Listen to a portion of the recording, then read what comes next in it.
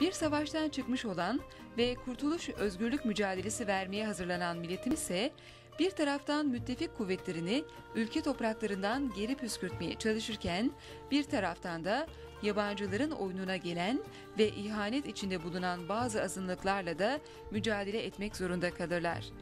Daha birkaç yıl Osmanlı ordusunda askerlik görevini yapmış olan Edward Taşçı'nın babası ise bu oyuna gelmeyenler arasındadır. Yıllarca çatısı altında yaşadığı, ekmeğini yediği, suyunu içtiği, güven içinde yaşamasını sağlayan Osmanlı İmparatorluğu'na dolayısıyla Türklere ihanet etmeyi hiçbir zaman düşünmez. Ancak zor yıllar yaşar. Bir taraftan Fransız baskısı, diğer taraftan kendi soydaşlarının isyana ve ihanete yönelik baskıları her geçen gün daha da artmaktadır. Bütün bunlara ek olarak geçim sıkıntısı da gelip bulmuştur onları. 1920'li yılların sonunda aile Amerika'ya göç etmeye karar verir. Aylar süren bir gemi yolculuğundan sonra Amerika onların yaşadıkları yeni ülkedir artık. First, my father-in-law came to the United States, and then 1 year after, his mother came, and they settled here in the New World, and it was difficult for them. Önce Edward Taşçı'nın abisi Terence doğar. Sonra Edward. Edward annesine çok yakın bir çocuk olarak büyür. Ermeni olan annesi oğluna her zaman Türkiye için orası bizim ana yurdumuz, ana toprağımız diyerek Türkiye'de yaşadığı güzel yılları, Türk insanının sevgisini anlatır. Edward da annesinden bunları dinleyerek içinde Türkiye sevgisiyle büyür. And she was always very, very close to her country, and she more or less explained how the Armenians were politically split with the Tushnugs and the Rungavars, and how all this started because of them being politically split. And she would always say that it was because of the Armenians this came upon them. Dünyada Türkiye karşıtı lobilerin başladığı ve her geçen gün hızını artırdığı yıllardır o yıllar. Edward'ın annesi de hiç değilse kendi çocuklarının bahsedilen yıllarda Türkiye'de yaşananları bilmesi için hatıralarını en gerçek haliyle çocuklarına aktarır. Edward Taşçı çok uzun yıllar sonra annesinden dinlediği bu gerçekleri ve kendi bildiklerini sözde Ermeni soykırımı iddialarına cevap olması için bir kitapta toplar, belge ve bilgileri bu kitapta toplayarak yayımlar.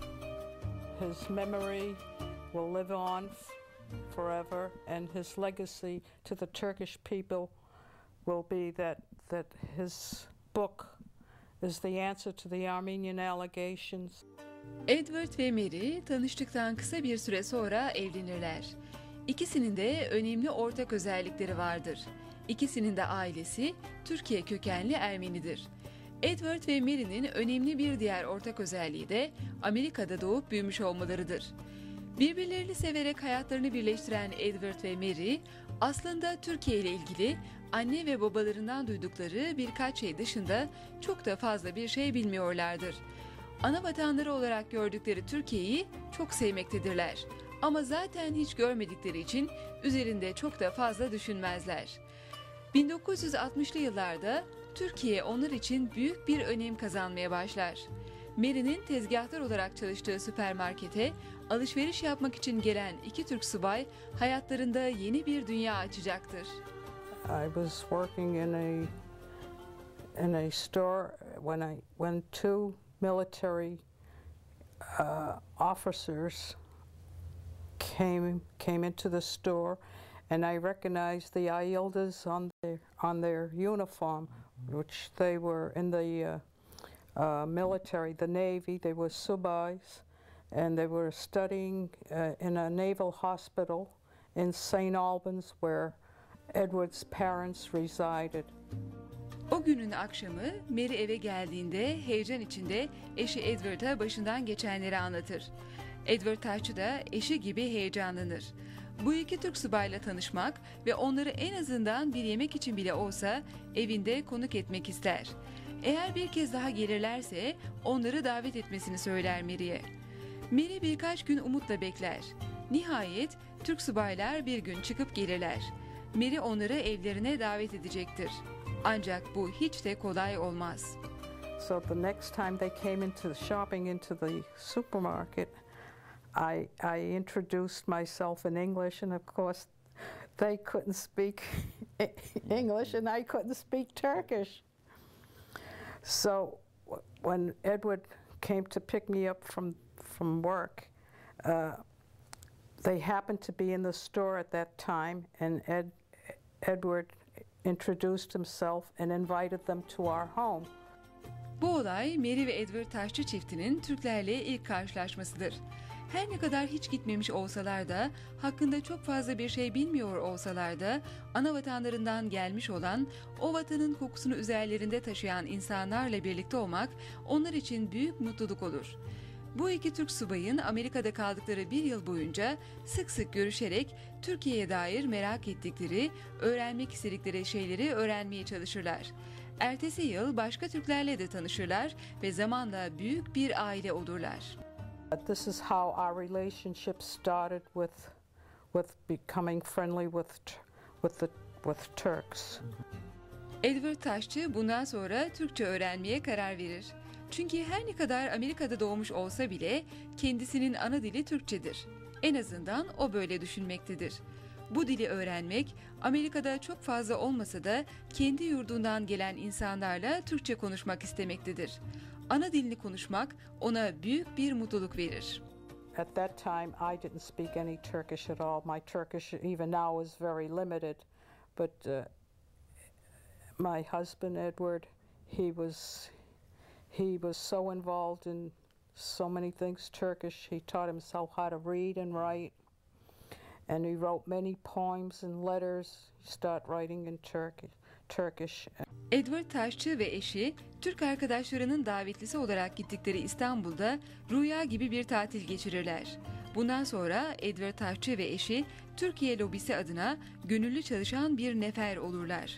Edward Taşçı, işten kalan boş vaktinin hemen hepsinde kendi soydaşlarının, yani Ermenilerin sözde soykırım iddialarına karşı mücadeleye başlar.